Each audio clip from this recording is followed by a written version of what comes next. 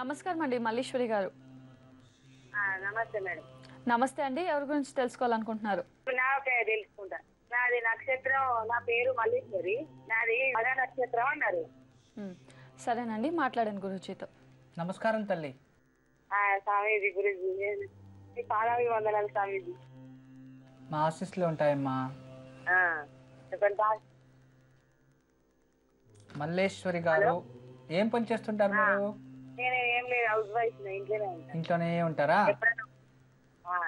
సరే తల్లి, జాతకం చూస్తున్నాను. రమణ శాస్త్రంలో శుక్ర స్థానం చూపిస్తుంది, 6వ స్థానం. మీ ప్రశ్న ఏముంది? నాకు హెల్త్ బాగుండేది. ఎన్ని సంవత్సరాల నుండి?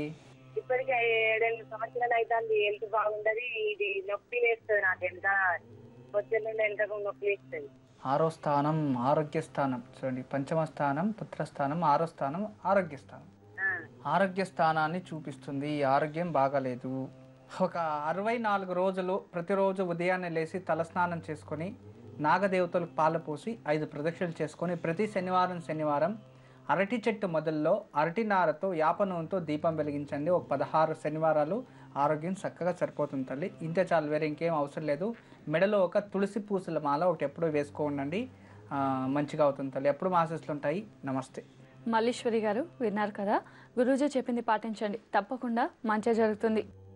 గురూజీ, మరి మంత్రం జపించేటప్పుడు తీసుకోవాల్సిన నియమాల గురించి వివరిస్తారా?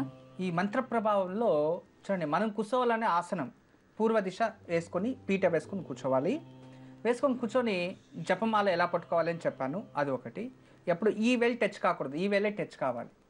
3వ స్థానం, మనం కూర్చొనే చోటు కూడా పరిశుభ్రంగా ఉండాలి. ఎక్కడంటే అక్కడ కూర్చొని చేయకూడదు, పరిశుభ్రంగా ఉండాలి.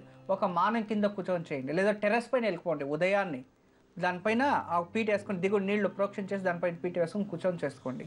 తర్వాత సువాసన భరితమైన ఒక స్థానం ఉండాలి. అందుకే అగరబత్తులు మనం వెలిగించేది. సువాసన భరిత అంటే వాయుతత్వం అగరబత్తులు, అగ్నితత్వం దీపం, భూతత్వం నైవేద్యం, ఇలా ఒకటి ఉంటుంది.